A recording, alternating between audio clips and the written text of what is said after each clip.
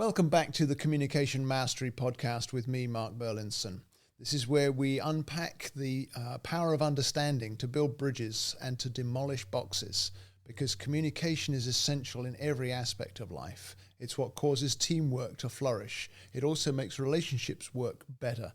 And we want to grow our communication mastery together so that we can see the benefits in life at work and at home and in the community. And this week, I want to talk about helping couples. I've been helping a number of couples recently. It's a kind of spin-off of what I work with businesses. Very often somebody from that team will come to me and say, hey, could you help my spouse and me? Because there's areas where we miss each other, or there's areas where we get into arguments all the time. And so I've been helping several couples recently, and it's been very rewarding to see them start to understand where unpacking their unique profiles can really help them to turn differences into strengths.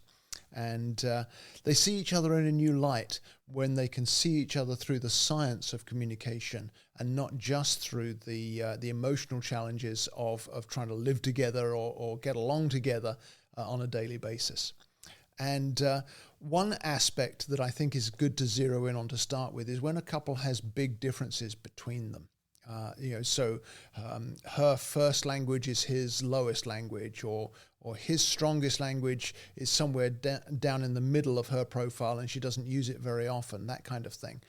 If you have that kind of dynamic between you, it's very easy to miss each other until you start to dig into what does the other need from me in order for our relationship to flourish.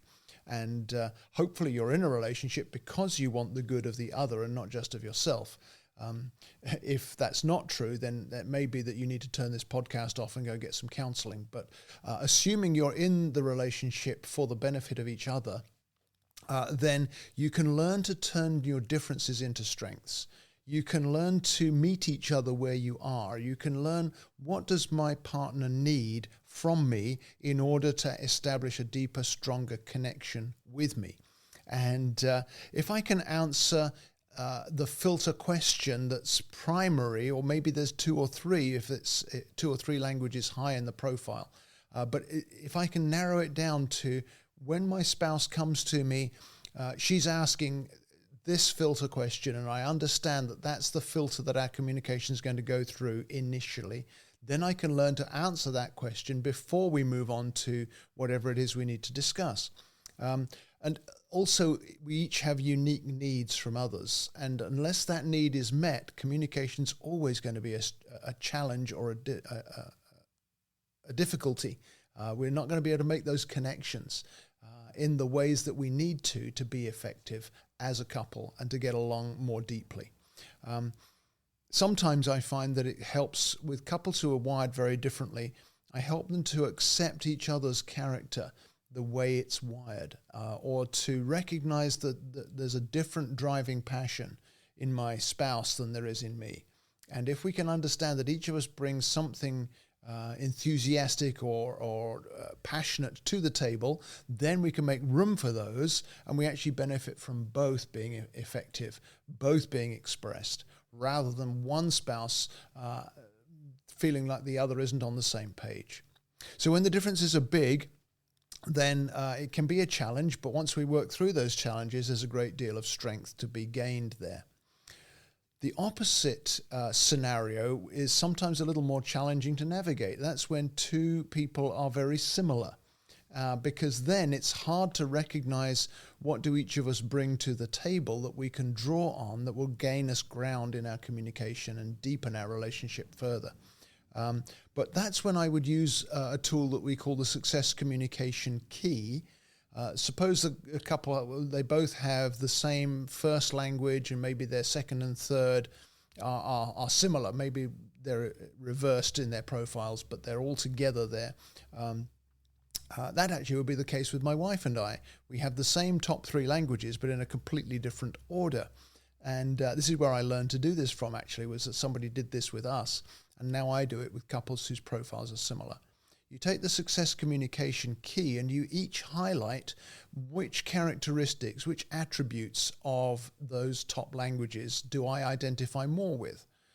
So I highlight the ones that are particularly applicable to me. It won't be all of them because none of us have 100% of any of the languages. But when we compare our results, then we begin to see, okay, we have the same top languages, but actually the aspects of those languages that we bring to the table and bring into our relationship are different.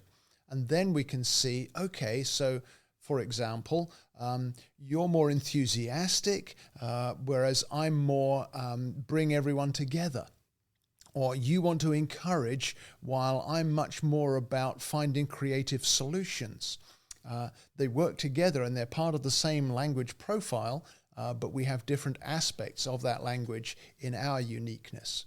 And that can be very helpful because when a husband and wife have different facets of the same language, they can sometimes wonder why they don't get along better, even though they speak the same language. When we dig into it in that kind of detail, that gives them insight into their relationship that they can build on.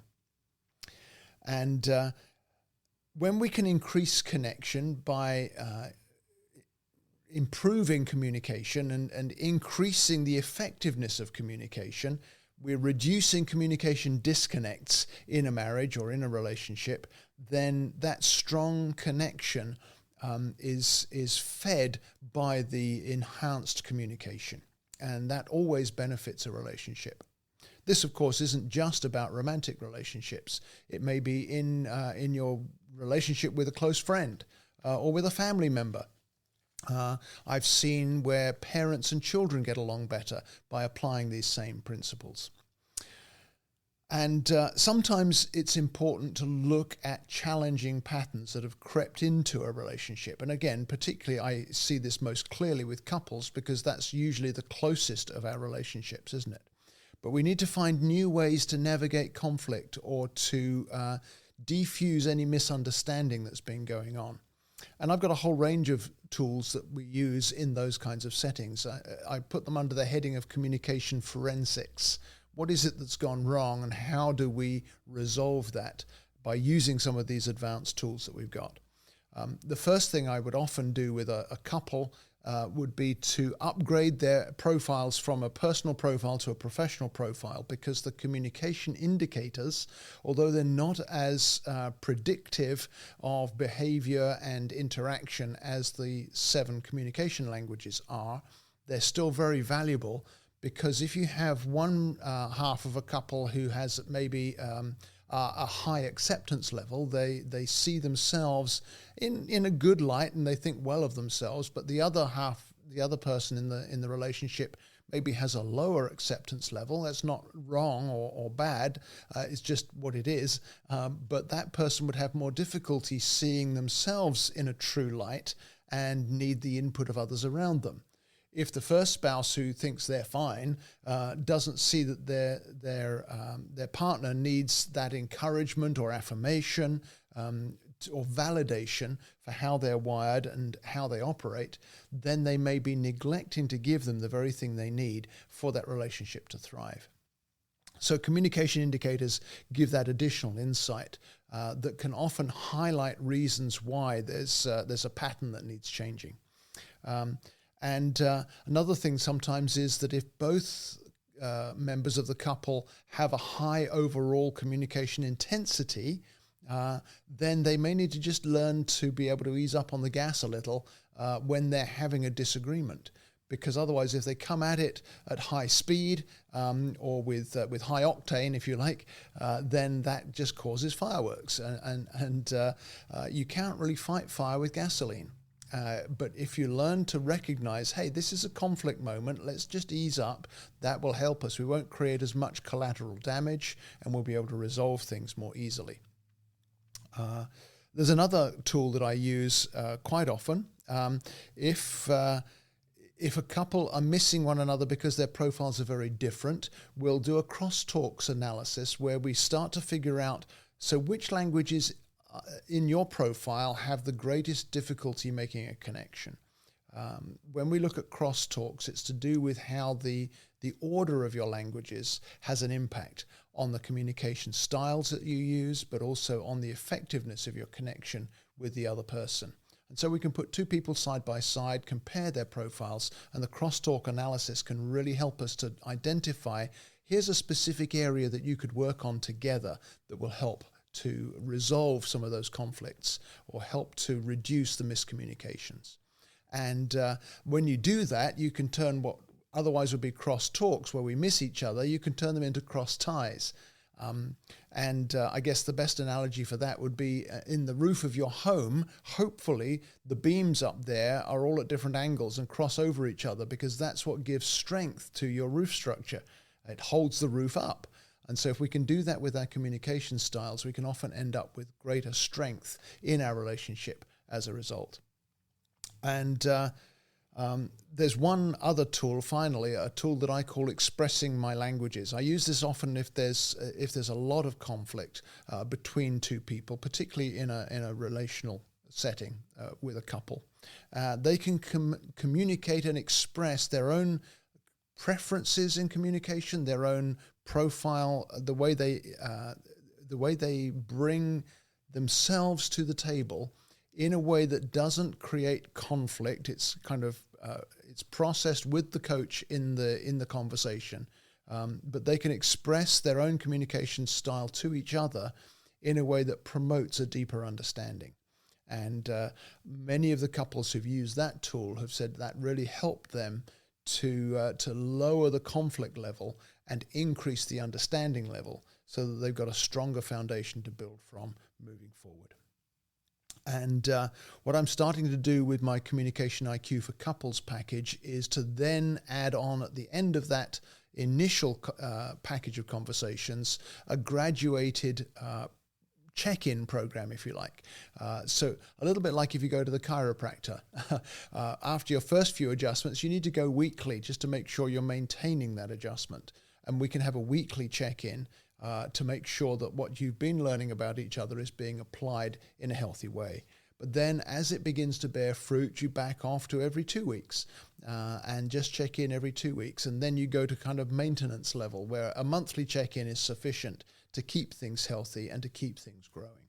And so if you know someone who that would be helpful for, let's say that it might be a friend of yours, it might not be your relationship, but if you know someone that would be beneficial for them to be able to do some communication forensics on a relationship that maybe is more explosive than they'd like it to be, or more caustic than they want, then send them to my website and look at Communication IQ for Couples, because it could really make a big difference to a relationship. And we need your relationship to flourish so that you both can be your place in the picture of our community, or your workplace, or wherever it is, your neighborhood even. We want you to be able to get along strongly, because then you get the best return on investment for all that you've put into that relationship. So reach out to me. I'd love to help you if this would be applicable to you. That's it for this week. Stick around and we'll see you again next week with another topic.